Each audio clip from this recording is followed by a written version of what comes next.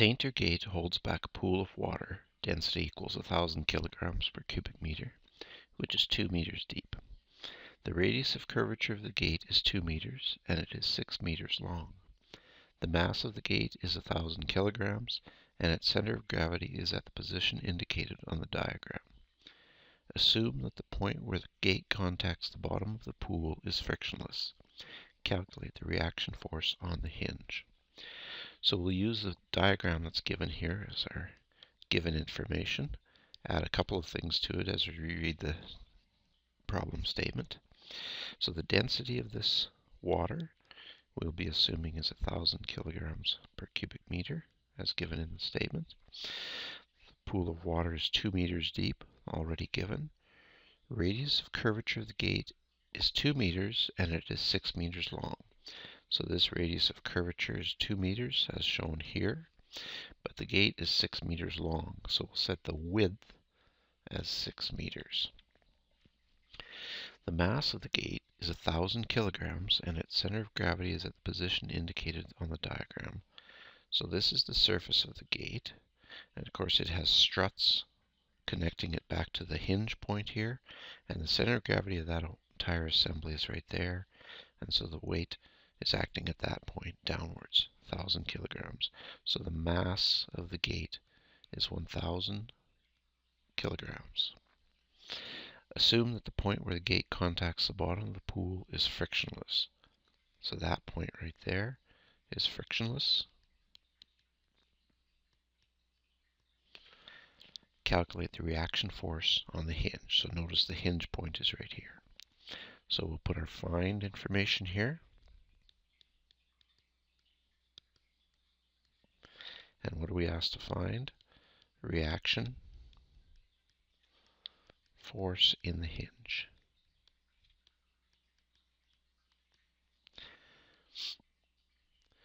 So the reaction force right there. So the way we want to start this problem is with a free body diagram of the gate itself and look at all of the forces that are acting on it, and from that develop a solution strategy to figure out what this force is in the hinge. So we start off with our assumption list.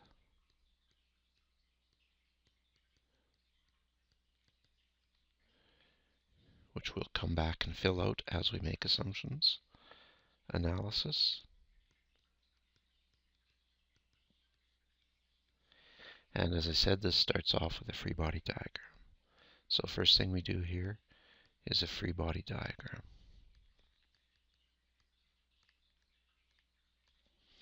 So we draw our gate,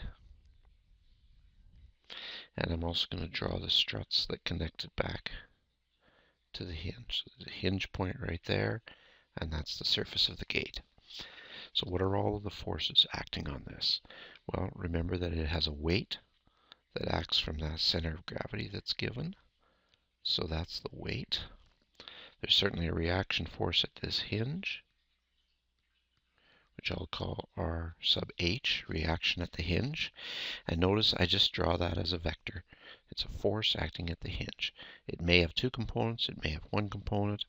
Just show it as a general force. Our solution will tell us how many components it has and how big they are. Now there's water, of course, pushing on this. And remember that no matter where we go on the surface of this gate, the water is pushing perpendicular to it. So the resultant force is going to pass through that point. So I'll just show the force of the water as F sub S, the force of the fluid on the surface.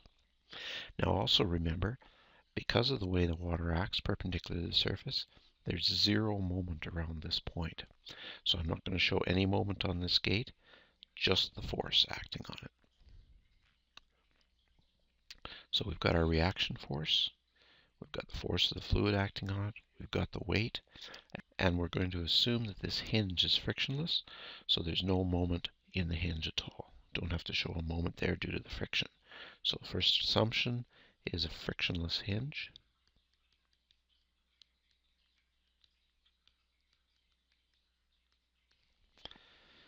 Now the other place there's a force here is down at the bottom of this gate where it contacts the bottom of the pool. Remember, we were told this point was frictionless, but there can still be a normal force there. So there could be a force at the bottom of the pool. So I'm going to show a force like this. Call that a reaction at point B or at the bottom of the pool. So those are all of the forces acting on this gate. So we've got our free body diagram. So now we can think about a solution strategy. We don't know this. That's what we're trying to find. We do know the weight. We don't know the force that the fluid exerts on there, but we certainly have a way to calculate that. We have our equation, which we'll be working with soon. And notice we don't know this reaction force. So if we were going to calculate this force through a sum of forces, then we're first going to have to find this reaction force. We'll need to find that for sure, find the reaction force. We know this. So if we know these three forces, we can use a sum of forces to calculate that. So we want to think first of all perhaps about how we could calculate this. Well, if we take a sum of moments around this point, that reaction force is not involved. The force due to the fluid is not involved because it passes through that point. The only two things involved in a sum of moments around there are the weight and the reaction force here. So a sum of moments around that point will find us this reaction force. So that's going to be step one. Sum of moments to find that reaction force. After we've got this reaction force, then a sum of forces will find us the reaction force at the hinge. So that's going to be the beginning of our solution strategy here. A sum of moments around the origin is equal to 0. So notice I'm going to be putting the origin of my coordinate system right there. So we'll go back up to our diagram and put a coordinate system on it here. That's going to be Z, and I'm going to put X in this direction. And again, it's arbitrary what direction you choose these, but it certainly makes sense in this case to have one of the axes at least aligned with G. It'll make the specification of G quite a bit easier. So that's what I'm going to go with. Z up, X to the left. So notice that means the Y-axis is coming straight out of the screen towards us. So going back to our sum of moments, there's two things that contribute to it, the weight and this reaction force. So let's take a look at this sum of moments. Well, the weight, of course, acts straight down, and because this point is frictionless, that force has to act straight up. So we know these forces are in the vertical direction, and so all we need to worry about to calculate the moment due to those forces is the horizontal distance from that point to their line of action. So this one, the distance from here to here, was given in the problem statement as 1.8 meters, and the distance from here over to this line of action we can figure out from the geometry given. We know this angle and we know this distance. So this is 2 meters and this is a 45-degree angle going down there. So let's take a look at our moment. The magnitude of our weight times 1.8 meters is rotating this thing in the positive y direction, and then the reaction force at the bottom here is rotating this thing in the negative direction. So minus RB, so notice this is just the magnitude of force RB, and this horizontal distance is going to be 2 meters, because that's 2 meters, cosine 45 degrees, because this angle here is 45 degrees. And those have to add up to 0. So our reaction at B, so the reaction at B is going to equal 1,000 kilograms. That's the mass. We're calculating this weight here, times G, 9.81 meters per second squared. So M times G is this weight, times 1.8 meters is this moment arm, divided by 2 meters times the cosine of 45 degrees. So that reaction at B we can calculate out as 12.486 kilonewtons. And I want to express that as a vector in preparation for when we do the sum of forces. So the reaction at B expressed as a vector is equal to 12.486 K kilonewtons. So notice it's in the positive Z direction. And so I put a K in there to give it its direction. And we know that has to be purely a vertical force because there's no friction at that point, so it can't have any horizontal component. So while we're here, we're also going to express the weight as a vector in preparation for doing our sum of forces. So again, that's 1,000 kilograms times 9.81 meters per second squared. So that's just mg. And this is in the minus k direction. So that weight expressed as a vector is negative 9.81 k kilonewtons. So we have our weight and our reaction at B ready for the sum of forces. So that we know, and this we know. So we can calculate this force, and we're ready to do the sum of forces. So now we turn our attention to calculating that force. So force is equal to minus the integral over the surface of P n dA. That's our expression for calculating force on a submerged surface. So we'll go in here and begin expressing these things. So our pressure gradient equals rho g minus A. And as soon as we write that equation down, we're assuming the fluid is in a hydrostatic state. So we'll go up here and we say fluid in hydrostatic state. And we're also going to say the acceleration is equal to 0. So this is not an accelerating system, so we can cross that acceleration off. G is equal to minus gk, because our coordinate system, we have z pointing straight up and g pointing straight down. So we only have a k component on this side, so we only have a k component on this side. So we can just extract our k component, and it tells us that the pressure gradient in the z direction is minus rho g. So from this, the pressure is equal to the integral of minus rho g dz. If we assume rho and g are constant, then this just becomes pressure is equal to minus rho gz plus a constant. So I've assumed rho and g are constant here, so I'll put that in my assumptions list. So rho and g constant.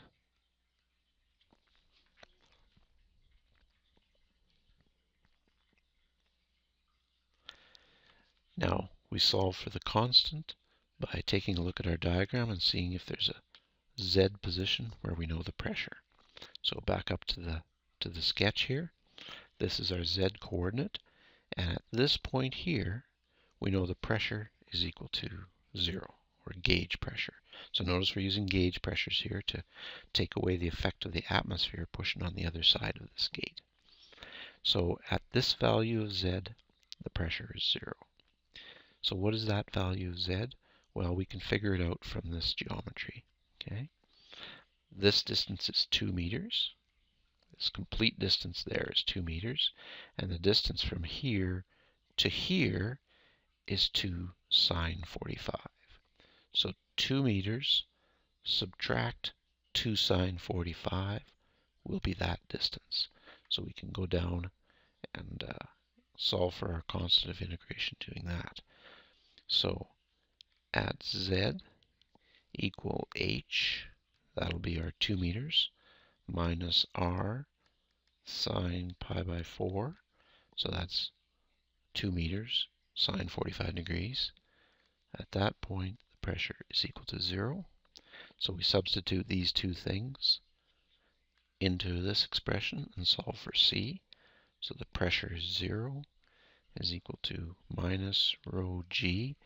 Z is h minus r sine pi by 4 plus c. So therefore, c is equal to rho g h minus r sine pi by 4. And finally, our expression for pressure is equal to rho g h minus r sine pi by 4 minus z. So pressure is a function of z. All of this stuff is just a constant. Okay, so it's going to be along for the ride, but it's just a constant. Of course, we know rho and g. So that's our pressure. The next thing we see in our force integral, we've got an expression for pressure, is a unit normal. So we want the expression for the unit normal. Now, go back up to the diagram and notice the unit normal is always perpendicular to the surface, projecting into the fluid. So no matter where we go on that surface, it's projecting into the fluid and it's perpendicular to the surface. So in this case, because it's a curved surface, the unit normal is not a constant. And the most convenient way to express this unit normal is to set up a coordinate system here just for the purpose of integrating on this surface, which is an r theta coordinate system. So I'm going to define an angle here, theta, which is measured from the positive x-axis, and it increases in the clockwise direction like that. We're actually free to define this theta however we want. We can define theta equals 0 wherever we want, and we can define positive theta any direction we want, as long as everything we do after that is consistent with that choice. So what I mean by that is if that's the way I'm going to define theta, then my unit normal here, and I'm just going to write it down here so we can look at this diagram while we're doing it, the horizontal or the I component of that is going to be cos theta in the I direction, and the vertical component will be sine theta in the k direction. So those are the two components of my unit normal. And notice this already has a magnitude of 1. Okay. So we'll just put that down here. So cos theta I plus sine theta k is our unit normal. And our element of area, again, we're using polar coordinates here for the integration because it's much, much easier to cover that cylindrical surface using those coordinates. And so the element of area here that we'll be using is r d theta. So that's a little arc length along here. So this capital R is 2 meters. Distance from here to here. D theta is just a little tiny angle. And the other direction, in and out of the screen, it's dy. So r d theta dy, where that r is a constant 2 meters. So I'm going to put that down here as well, where we're about to assemble our integral. So we've got everything we need to assemble this integral. The only thing we'll realize when we do that is we have a z in this pressure expression.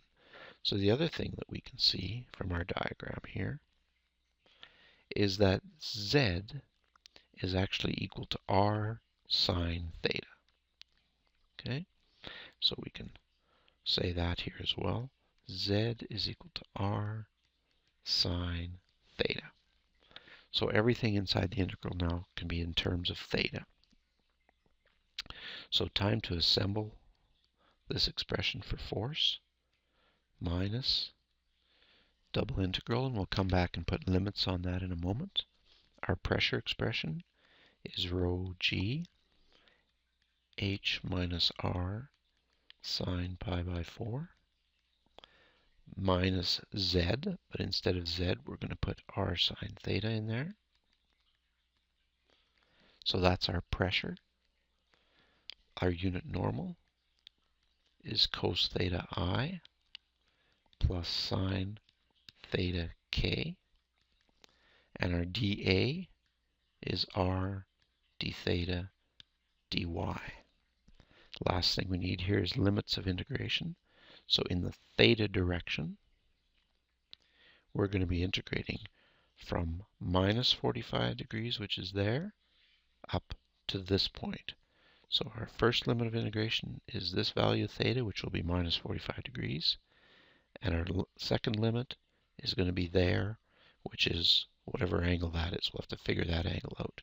For now, I'm just going to call this lower limit theta 1 and this upper limit theta 2. So we'll just put our limits of integration on here as theta 1 and theta 2. And we'll substitute numbers in for those when we're finished the integration. In the y direction, which is our second integral here, we're just going from 0 to w. And that was our constant value of 6 meters, I believe it was. So the next step, we'll take everything that's constant out of this expression, and while we're doing that, we're going to perform this y integral. Notice there's nothing in here that depends on y, so we can do this y integral right away. So we have minus rho g, those are constant. This r is also a constant, so we'll pull it out front, and this w that results from the first integral, we'll pull that out front as well. And then we have our theta integral from theta 1 to theta 2 left to do. And I'm going to just start to multiply this out. So notice what we have here. We have two terms here, a constant and one that depends on sine theta. And we have two terms here, a cos theta and a sine theta. So we need to distribute that out to see what all of these terms are. So h minus r sine pi by 4 times cosine theta I plus sine theta k. So multiplying this first term by that, minus, I'll distribute that into those two, r sine theta cos theta I minus r sine squared theta k d theta.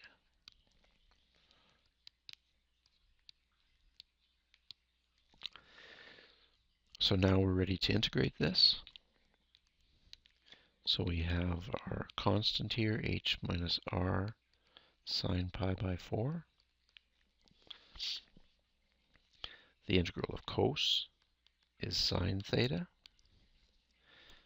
The integral of sine is minus cos theta.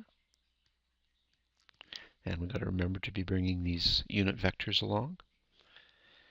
The integral of sine cos is sine squared over 2.